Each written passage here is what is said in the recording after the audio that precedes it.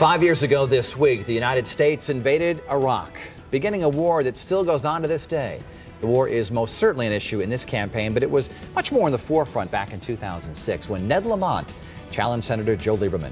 Mr. Lamont is with us here today. Mr. Lamont, nice to see you back here. Dennis, it's great to be here. Welcome. Now, you were part of an anti-war event this week. Tell us about that and why you remain so passionate about it to this day.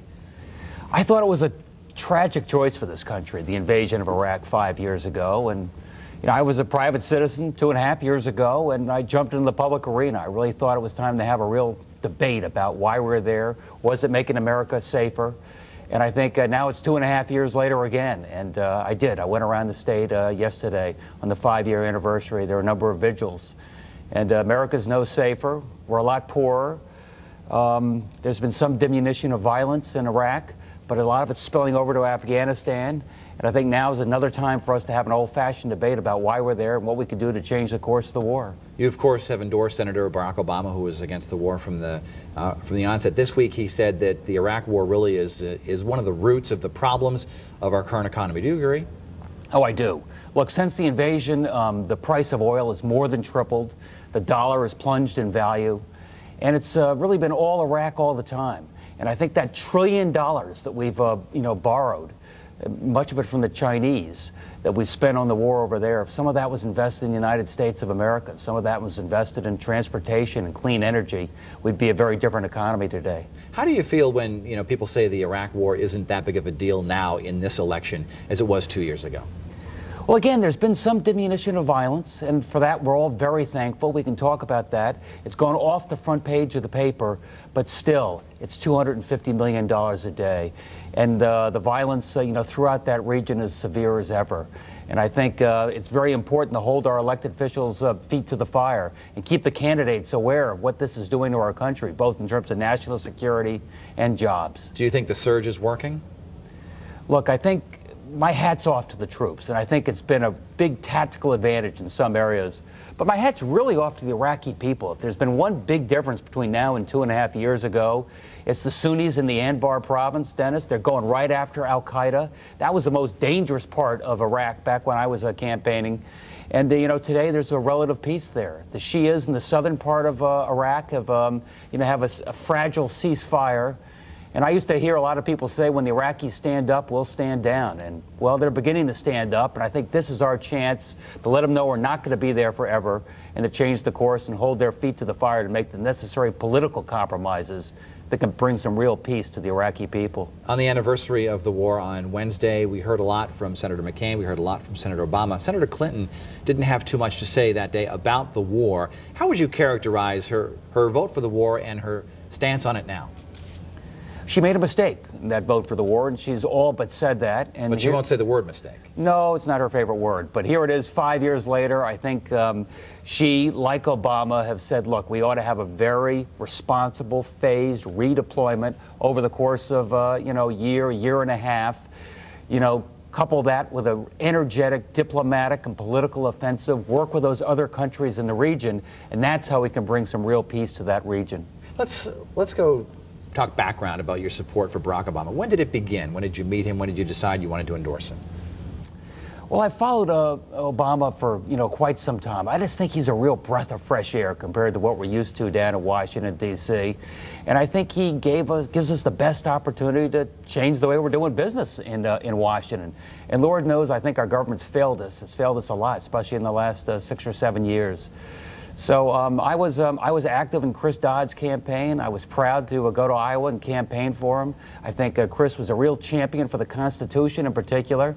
But when his campaign ended, I moved over pretty quickly to Barack Obama and been as helpful as I could, both here and elsewhere. You watched his race speech this week. What do you think the political fallout's going to be? I thought his speech on race and race relations I thought it was really powerful. I thought it was pretty gutsy, too. I mean, it's sort of easy to slip into a lot of platitudes when you talk on a subject like that, but I think he went right at it, and I think he sort of reminds people why he's a different type of public servant, and in that issue in particular, he's uniquely able to maybe move the ball forward in a really progressive way. Senator Joe Lieberman, of course, is no longer a superdelegate for the Democratic Party in Connecticut for obvious reasons come Denver this summer. There's some talk that they'd like to see you become a superdelegate. Where does that stand? Can that be done?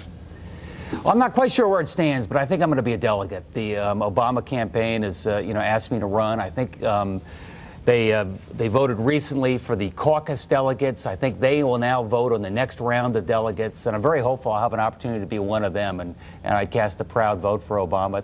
I haven't been a big, convention type of guy over the years, but I think this is going to be a pretty exciting one to be at, and Indeed. I'm looking forward to doing my duty there. I misspoke when I said superdelegate. I meant to say delegate. More with Ned Lamont when we come right back. We're back once again on Face the State with Ned Lamont. Mr. Lamont, a lot of people always ask me, what is Ned Lamont doing now? What are you doing now? Well, I'm doing a lot. I've been doing some teaching. Last semester, I taught a course at Yale. We put together a strategic plan for the state of Connecticut. In the business world, we all have a plan. We know where we want to be in 10 years, and we start putting together the building blocks. And I don't know why it is the states don't have a strategic plan. So I did that, and I'm up at Central Connecticut State this spring, doing a lot of teaching as well. I'm back at the business. I'm working for Obama and doing some travel. I just got back from India, where the Brookings Institution invited me. Would you like to run for office again? Well, a year and a half ago, I said no way, but that's a long time ago, and I keep my eyes open now. I mean, you really care about these issues, and you don't go back to the private sector, not when you've invested so much of yourself into making a difference. So let's see what there is out there. There was some speculation that perhaps you would run for Congress against Chris Shays. Of course, Jim Himes is doing that now. Did that cross your mind at all? No, it really didn't. I've got a young family. I've just gone through, a year and a half with Senator Lieberman, and Jim Himes is a good friend, and I'm supporting him. I think he'll be a great congressman. Have you seen Senator Lieberman since the campaign? Not really, no. I've seen Dan Gerstein, who was his campaign manager, who kindly came and has done a couple of classes with me, talking about old and new media and campaigning, so that was great. When you heard that Senator Lieberman was endorsing John McCain, what did you think? Well, during our campaign, he said, don't vote for Ned Lamont. You're going to torch the opportunity for Democrats to take control of the House, take control of the presidency. So I was a little surprised that he moved over so quickly to John McCain. He's known John McCain for a long time. They both are strong supporters of America's military presence in the Middle East, be it for 100 years or whatever it takes. So I was not totally flabbergasted to find out that he had jumped ship. Do you expect that he'll be appointed Secretary of State should McCain be elected president? Or My defense? friends say that he would love to be Secretary of Defense under a McCain administration, so we'll see. So we do that. Another job that some folks think that you are certainly qualified for. Your party has not won the governorship in this state since 1986. Would you consider running for governor in 2010? No, I don't think so, but I think whoever is running for governor has got to know something about jobs. I mean, this is a state where we really haven't added any new private sector jobs in 25 years. And we're flat on our back. And if you really want to turn around this state and deal with some of the big social issues that are confronting us, it's going to have to start with jobs, good paying jobs in this state. That was part of what I was doing with that strategic plan. We have no strategy right now to bring back some of the jobs that we've been losing over the last generation. You worked very closely with Chris Dodd when he ran for president. Tell us about that experience, what that was like. Well, I went out to Iowa for him for a couple of days, and that was exciting as could be. I mean, I thought, what am I doing? I'm sitting here in Waterloo. I'm in a little diner. I'm talking to 8 people. It's bitter cold, and then I look behind me, and there's Madeleine Albright on behalf of Mrs. Clinton. So it was fascinating. And these are the most well-informed voters, and they loved it. Don't think they were exhausted having the media put the spotlight on them. They were so into that campaign. There was one little anecdote, though. I was out there at the same time that Oprah was there for Obama. So one of the blogs said, Obama's got Oprah and Dodd's got Lamont with a question mark on it. But it was a great experience, and Chris was very well regarded in Iowa. He just didn't have enough time to get himself introduced. What do you think about this primary process? Here we're having problems with Florida and Michigan, 2 big states that, they're being penalized because they moved their primaries ahead, but they were just tired of these smaller states like Iowa and New Hampshire taking center stage. Do you think that something should be done, some reform after this election for the next presidential election? I like the fact that you have smaller states, and it gives candidates a chance to go into the living rooms and listen and talk and get their feet under them. I mean, I would have had no chance in my campaign against Senator Lieberman if it had been a quick thing on a statewide basis. Yeah, as a new candidate, you've got to be able to meet people and talk to them. So I think for an Obama or some of the other candidates in years past, I think that's part of the magic of the American system. Obviously, it's gone way off kilter this time around with Florida and Michigan. It's going on forever. So there are going to have to be some reforms. But I wouldn't take the small states out of the mix. When do you think Senator Obama is going to wrap this up? I think he's going to wrap it up in June. I really think they're going to reach some sort of a resolution. I mean, we can't have the two Democratic candidates tearing each other apart. And I think the American people are ready to get on with the main event. So I'd like to think sometime before the convention, say June, the Clinton and Obama types can get together and reach some sort of accommodation to go forward. Is this prolonged process hurting the Democratic Party? Yeah, I think it is.